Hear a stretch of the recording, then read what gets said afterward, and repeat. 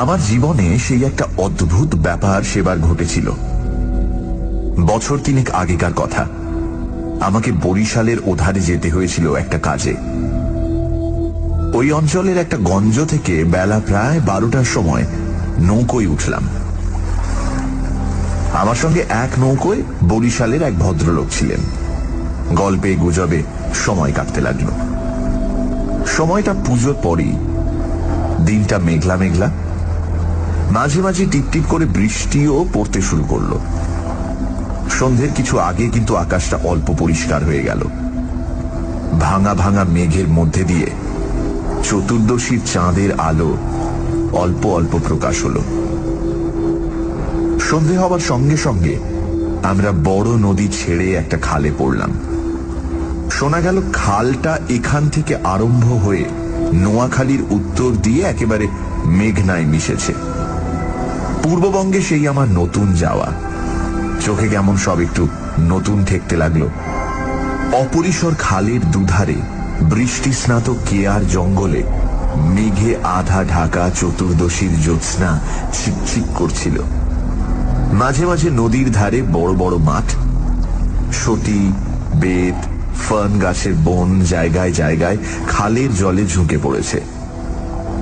বাইরে একটু ঠান্ডা থাকলেও আমি ছইয়ের বাইরে বসে দেখতে দেখতে যাচ্ছিলাম। বরিশালের সে অংশটা সুন্দরবনের কাছাকাছি। ছোট ছোট খাল ও নদী চারিধারে। সমুদ্র খুব দূরে নয়, 10-15 মাইল দক্ষিণ পশ্চিমেই হাতিয়া ও সন্দ্বীপ। আরো একটু রাত হলো। খালের দুপারের নির্জন জঙ্গল অস্ফুট জ্যোৎস্নায় কেমন যেন অদ্ভুত দেখাতে লাগলো। এই অংশের লোকের বসতি একেবারেই নেই। শুধু ঘন বন আর জঙ্গলের ধারে বড় বড় হোগলা গাছ। আমার সঙ্গী বললেন, এত রাত্রে আর বাইরে থাকবেন না, আসুন ছইয়ের মধ্যে। এসব জঙ্গলে, বুঝলেন না। তারপর তিনি সুন্দরবনের নানা গল্প করতে লাগলেন। তার এক কাকা নাকি ফরেস্ট ডিপার্টমেন্টে কাজ করতেন। তারই লঞ্চে করে তিনি একবার সুন্দরবনের নানা অংশে বেরিয়েছিলেন। সেই সব গল্প। রাত প্রায় 12টার কাছাকাছি হলো। মাঝি আমাদের নৌকোয় ছিল মোটে একটি। সে বলে উঠল, বাবু, একটু এগিয়ে গিয়ে বড় নদী পড়বে। এত রাতে একা সেই নদীতে পাড়ি জমাতে পারবো না। এইখানে নৌকো রাখি। নৌকো সেখানেই বাঁধা হলো। এদিকে বড় বড় গাছের আড়ালে চাঁদ অস্ত গেল। দেখলাম অপ্রশস্ত খালের দুধারেই অন্ধকারে ঢাকা ঘন জঙ্গল। চারিদিকে কোনো শব্দ নেই। পতঙ্গগুলো পর্যন্ত চুপ করেছে। সঙ্গীকে বললাম, মশাই, এই তো সরু খাল। আরে, পাড় থেকে বাঘ লাফিয়ে পড়বে না তো নৌকোর উপর? সঙ্গী বললেন, না পড়লেই আশ্চর্য হব। শুনে অত্যন্ত আনন্দে ছইয়ের মধ্যে ঘেঁষে বসলাম। খানিকটা বসে থাকবার পর সঙ্গী বলল, আসুন একটু শোয়া যাক। ঘুম তো হবে না, আর ঘুমানো ঠিকও না। আসুন একটু চোখটা অন্তত বুঝে থাকি। খানিকটা চুপ করে থাকবার পর সঙ্গীকে ডাকতে গিয়ে দেখি তিনি ঘুমিয়ে পড়েছেন। মাঝিও জেগে আছে বলে মনে হলো না। ভাবলাম, তবে আমি বা কেন মিথ্যে মিথ্যে চোখ চেয়ে চেয়ে থাকি।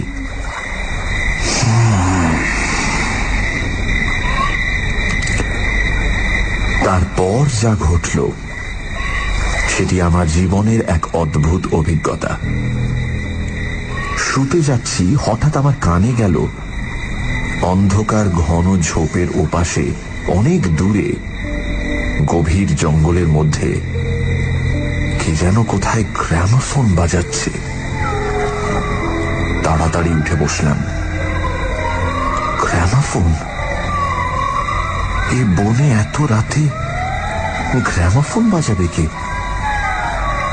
কান পেতে শুনলাম গ্রামোফোন না, অন্ধকার হিজল হিমতাল গাছগুলো যেখানে খুব ঘন হয়ে আছে সেখান থেকে কারা যেন উচ্চ কণ্ঠে আর্ত করুণ সুরে কি যেন বলছে। খানিকটা শুনে মনে হলো সেটা একাধিক লোকের সমবেত কণ্ঠস্বর। প্রতিবেশীর তেতলার ছাদে গ্রামোফোন বাজলে যেমন খানিকটা স্পষ্ট খানিকটা অস্পষ্ট অথচ বেশ একটা একটানা সুরের ঢেউ এসে কানে পৌঁছয়, এও অনেকটা সেইভাবে।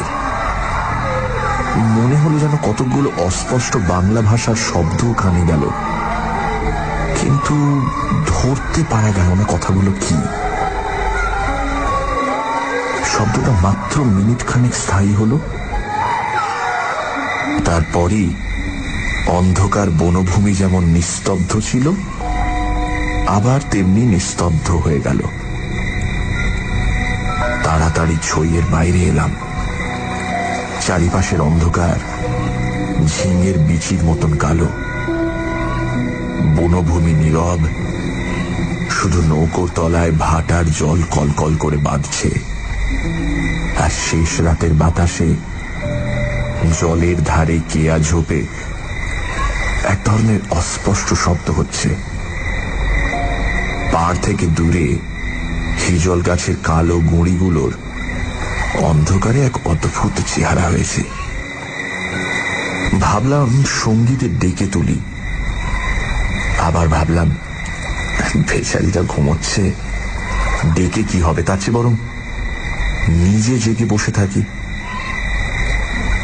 দাঁড়িয়ে দাঁড়িয়ে একটা সিগারেট ধরালাম, তারপর আবার ছইয়ের মধ্যে ঢুকতে যাব এমন সময় সেই অন্ধকারে ঢাকা বিশাল বনভূমির কোন অংশ থেকে সুস্পষ্ট উচ্চ আর্ত করুণ কণ্ঠের মতো তীক্ষ্ণ স্বর তীরের মতন জমাট অন্ধকারের বুক চিরে আকাশে উঠল।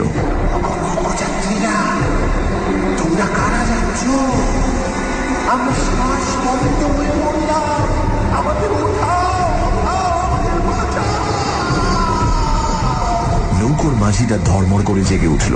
আমি সঙ্গীকে ডাকলাম, মশাই, ও মশাই, উঠুন উঠুন, আরে উঠুন। মাঝি আমার কাছে ঘেঁষে এলো, ভয়ে তার গলার স্বর কাঁপছিল। বললে, আল্লাহ আল্লাহ, শুনতে পেয়েছেন বাবু? শুনতে পেয়েছেন আপনি? সঙ্গী উঠে জিজ্ঞাসা করলো, কি মশাই, ডাকলেন কেন? কোন জানোয়ার টানোয়ার নাকি? আমি ব্যাপারটা বললাম। তিনিও তাড়াতাড়ি ছইয়ের বাইরে এলেন। তিনজনে মিলে কান খাড়া করে রইলুম। চারিদিক আবার চুপ। ভাটার জল নৌকোর তলায় বেঁধে আগের চেয়েও জোরে শব্দ হচ্ছিল।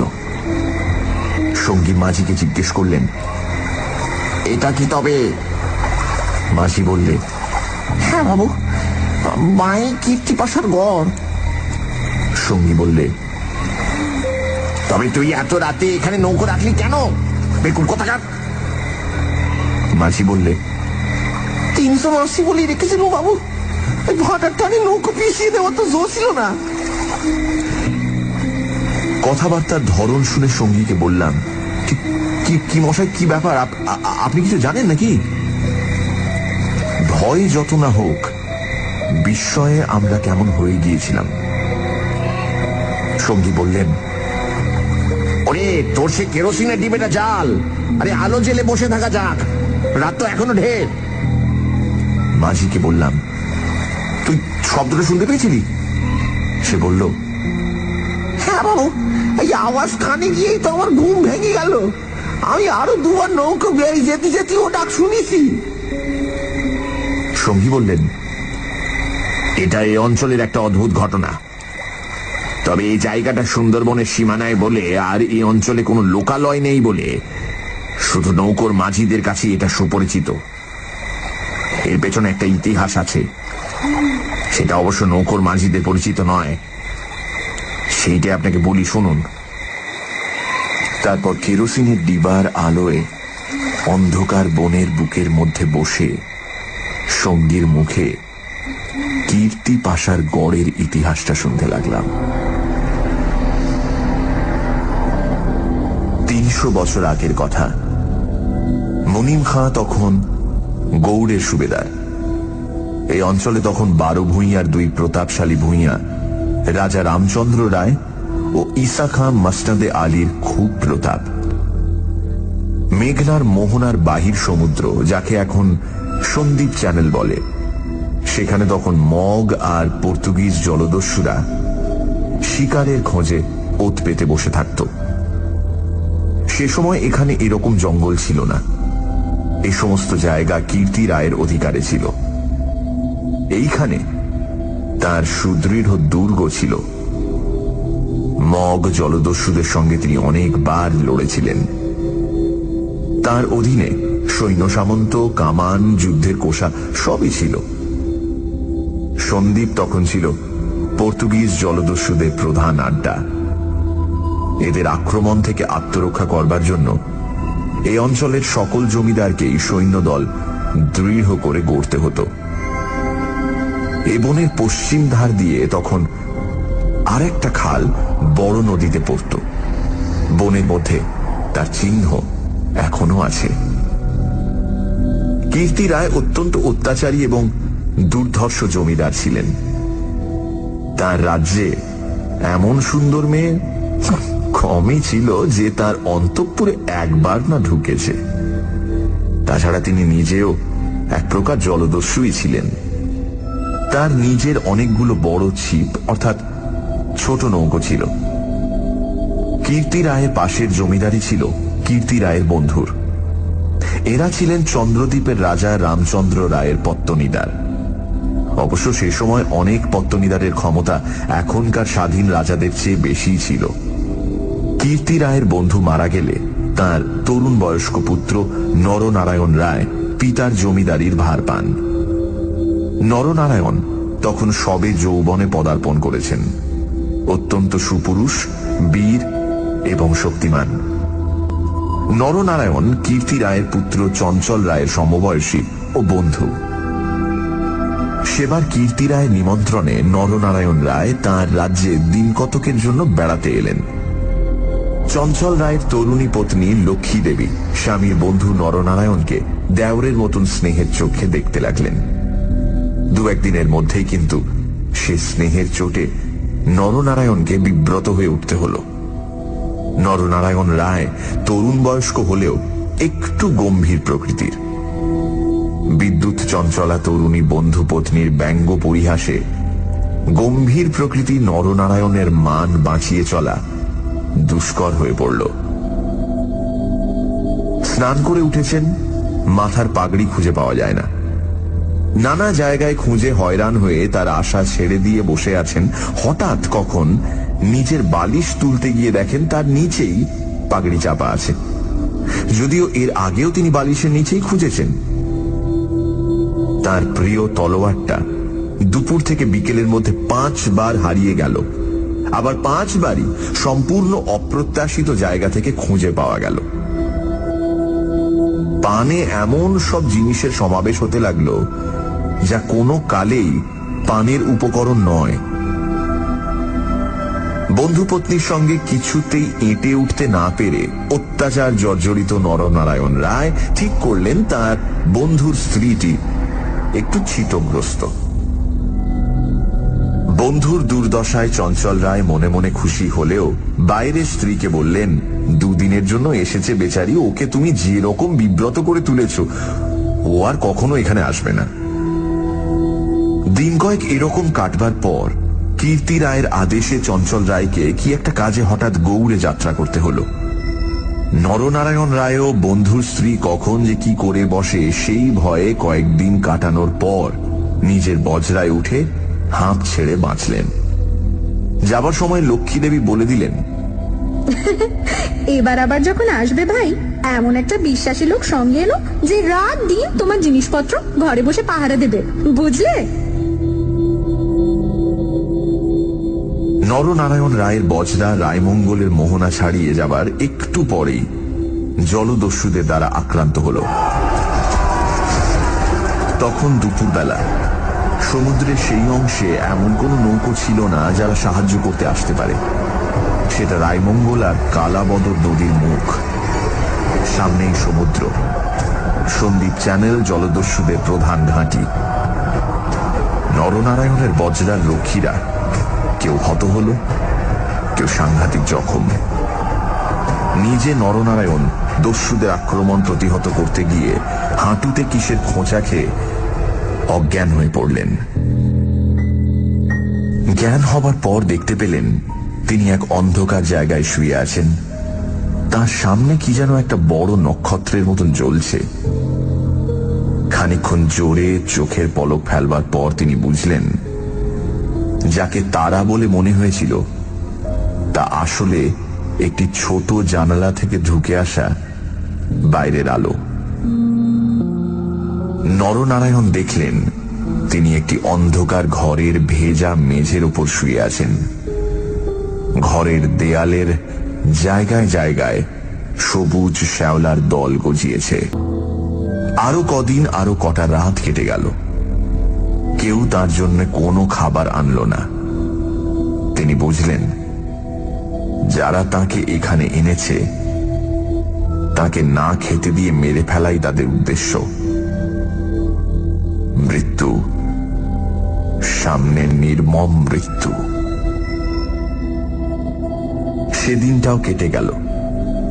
আঘাতজনিত ব্যথায় এবং ক্ষুধা তৃষ্ণায় অবসন্ন নরনারায়ণের চোখের সামনে থেকে জানালার শেষ আলোটাও মিলিয়ে গেল। তিনি অন্ধকার ঘরের পাথরের মেঝেতে শুয়ে অধীরভাবে মৃত্যুর অপেক্ষা করতে লাগলেন। অনেকক্ষণ পরে, কতক্ষণ পরে তা তিনি বুঝতে পারলেন না, হঠাৎ আলো চোখে লেগে তার তন্দ্রা ঘোর কেটে গেল। বিস্মিত নরনারায়ণ চোখ মেলে দেখলেন তার সামনে প্রদীপ হাতে দাঁড়িয়ে তার বন্ধুর স্ত্রী লক্ষ্মী দেবী। কথা বলতে গিয়ে লক্ষ্মী দেবীর ইঙ্গিতে নরনারায়ণ থেমে গেলেন। লক্ষ্মী দেবী হাতের প্রদীপটি আঁচল দিয়ে ঢেকে নরনারায়ণকে তার অনুসরণ করতে ইঙ্গিত করলেন। একবার নরনারায়ণের সন্দেহ হল এসব স্বপ্ন নয় তো,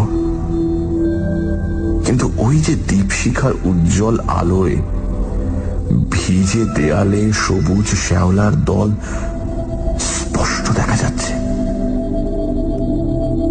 নরনারায়ণ শক্তিমান যুবক, ক্ষুধায় দুর্বল হয়ে পড়লেও নিশ্চিত মৃত্যুর গ্রাস থেকে বাঁচবার উৎসাহে তিনি দ্রুত পায়ে বন্ধু পত্নীর পেছন পেছন চললেন।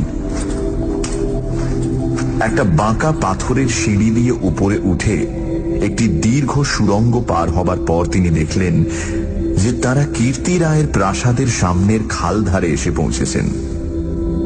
লক্ষ্মী দেবী একটা ছোট বেতে বোনা থলি বার করে তার হাতে দিয়ে বললেন, এতে খাবার আছে, এখানে খেও না।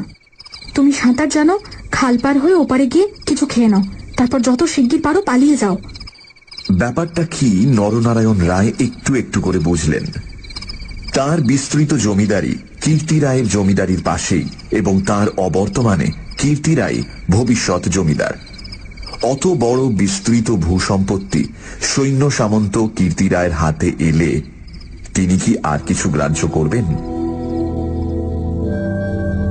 প্রদীপের আলোয় নরনারায়ণ দেখলেন তার বন্ধুপত্নীর মুখে সে চটুল হাসি রেখার চিহ্ন নেই।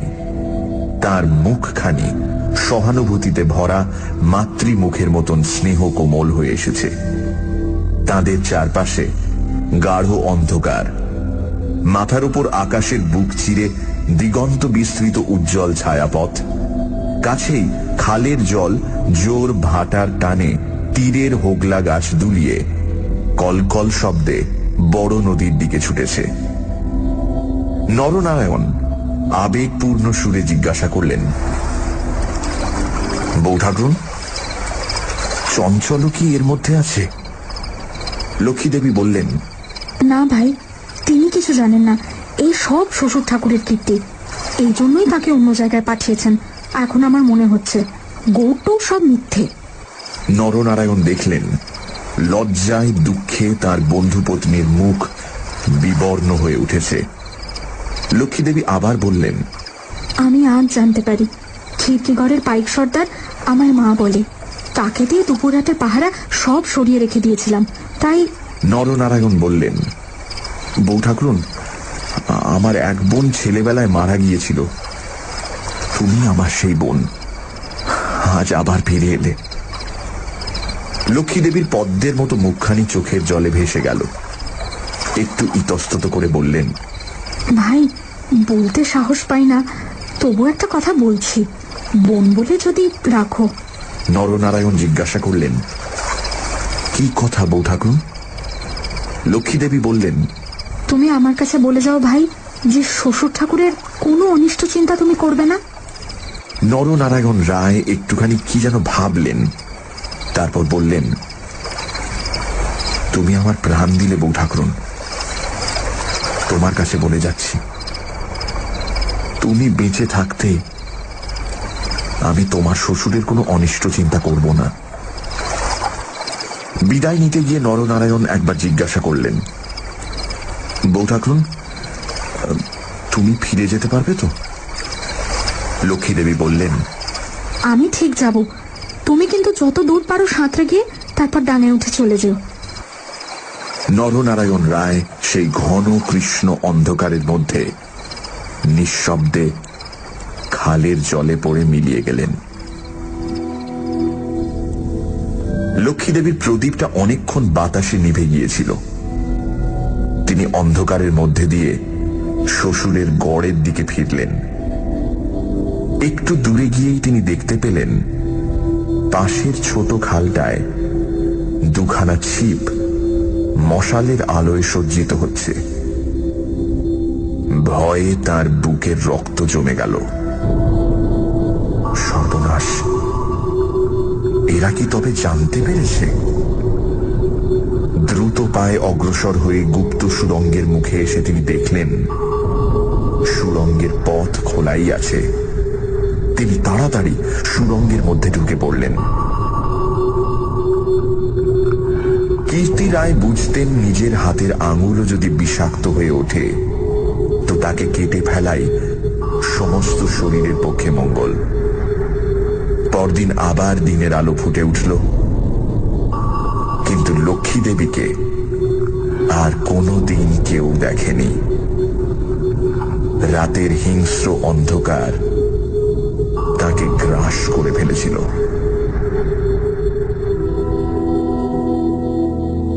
নরনারায়ণ রায় নিজের রাজধানীতে বসে সব শুনলেন। গুপ্ত সুড়ঙ্গের দুধারের মুখ বন্ধ করে কীর্তি রায় তাঁর পুত্রবধূর শ্বাসরোধ করে তাকে হত্যা করেছেন। শুনে তিনি চুপ করে রইলেন। এর কিছুদিন পরে তার কানে গেল বাসুন্তার লক্ষণ রায়ের মেয়ের সঙ্গে খুব তাড়াতাড়ি চঞ্চলের বিয়ে।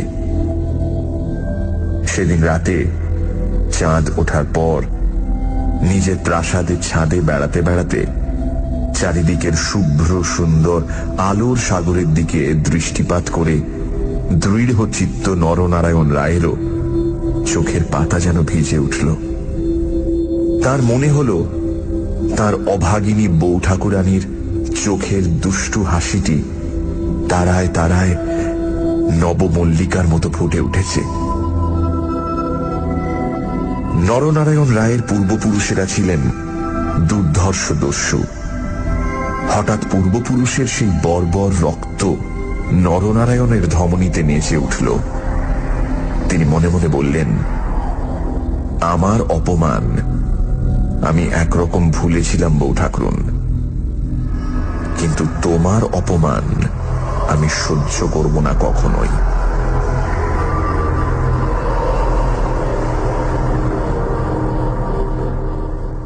কিছুদিন কেটে গেল। তারপর একদিন এক শীতের ভোর রাতের কুয়াশা কেটে যাওয়ার সঙ্গে সঙ্গে দেখা গেল কীর্তি রায়ের গড়ের খালের মুখ ছিপে সুলুপে জাহাজে ভরে গিয়েছে। তোপের আওয়াজে কীর্তি রায়ের প্রাসাদ দুর্গের ভিত ঘন ঘন কেঁপে উঠতে লাগল। কীর্তি রায় শুনলেন আক্রমণকারী নরনারায়ণ রায়। সঙ্গে দুরন্ত পর্তুগিজ জলদস্যু সেবাস্টিও গঞ্জালেস। উভয়ের সম্মিলিত বহরের 40খানা কোষা খালের মুখে চড়াও হয়েছে। পুরো বহরের বাকি অংশ বাইরের নদীতে দাঁড়িয়ে। এই আক্রমণের জন্য কীর্তি রায় আগে থেকে প্রস্তুত ছিলেন। কেবল প্রস্তুত ছিলেন না, নরনারায়ণের সঙ্গে গঞ্জালেসের যোগদানের জন্য। এই কীর্তি রায়ের কাছে সম্পূর্ণ অপ্রত্যাশিত ঘটনা। তাহলেও কীর্তি রায়ের গড় থেকেও তোপ চলল। গঞ্জালেস সুদক্ষ নৌবীর। তার পরিচালনে 10খানা সুলুপ চড়া ঘুরে গড়ের পাশের ছোট খালে ঢুকতে গিয়ে কীর্তি রায়ের নৌবাহিনীর এক অংশ দ্বারা বাধা প্রাপ্ত হল।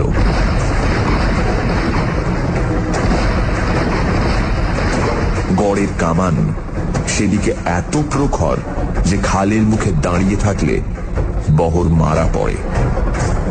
গঞ্জালেস 2খানা কামানবাহী সুলুপ ছোট খালের মুখে রেখে বাকিগুলো সেখান থেকে ঘুরিয়ে এনে চড়ার পিছনে দাঁড় করালো।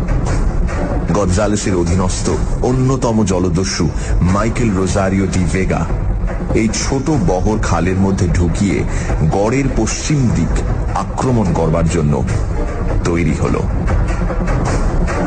অতর্কিত আক্রমণে কীর্তি রায়ের নৌবাহিনী শত্রু বহর দ্বারা ছিপিয়াঁটা বোতলের মতন খালের মধ্যেই আটকে গেল। বাইরের বড় নদীতে গিয়ে যুদ্ধ দেবার মতন ক্ষমতা তাদের আদৌ রইল না। তবুও তাদের বিক্রমে রোজারিও অনেকক্ষণ পর্যন্ত কিছু করে উঠতে পারলেন না। কীর্তি রায়ের নৌবহর দুর্বল ছিল না।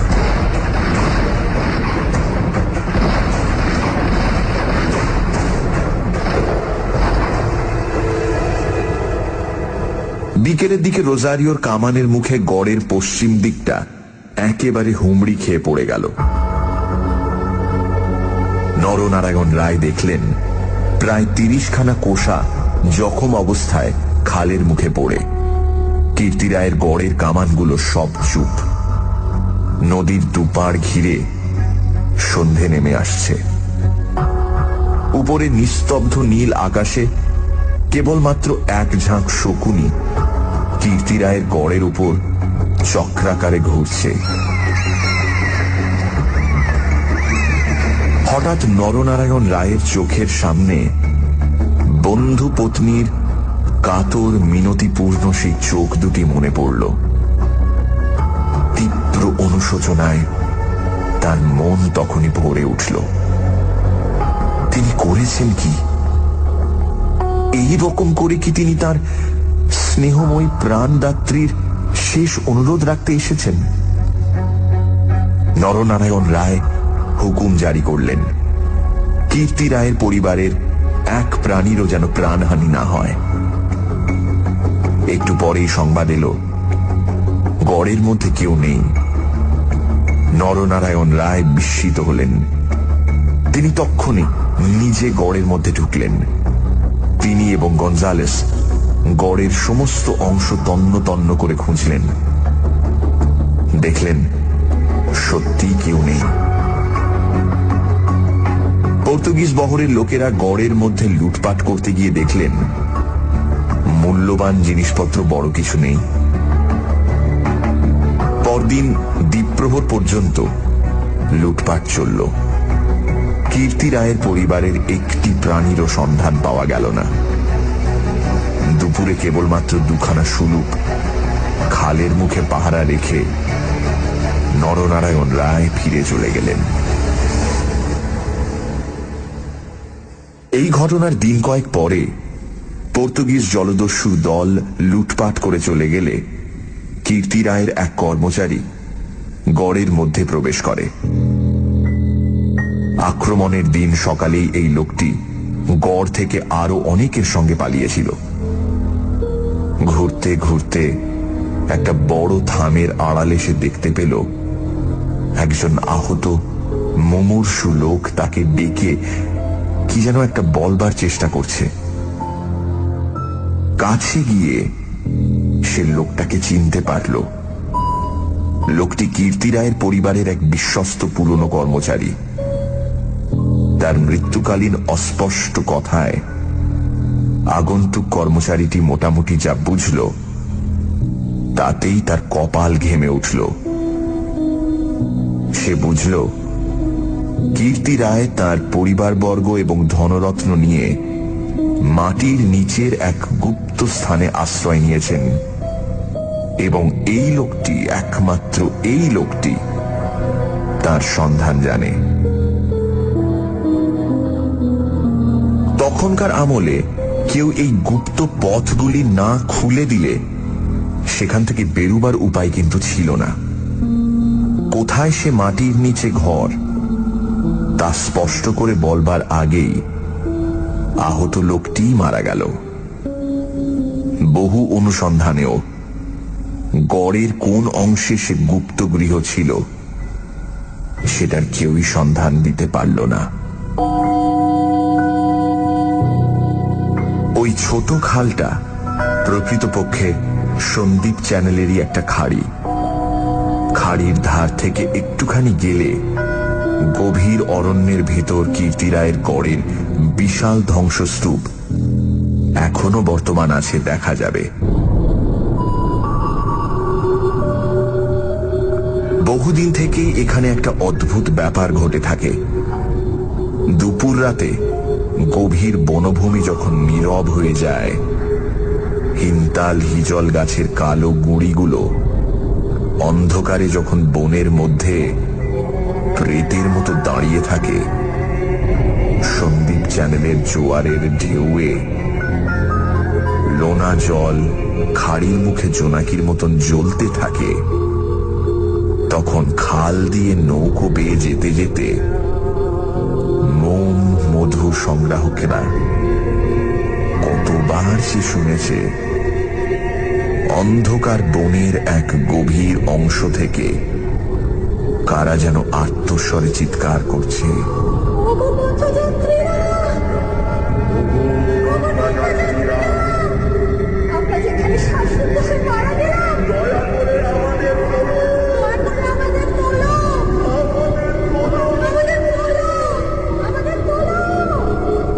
ভয়ে বেশি রাতে এ পথে কেউ নৌকা বাইতে চায় না।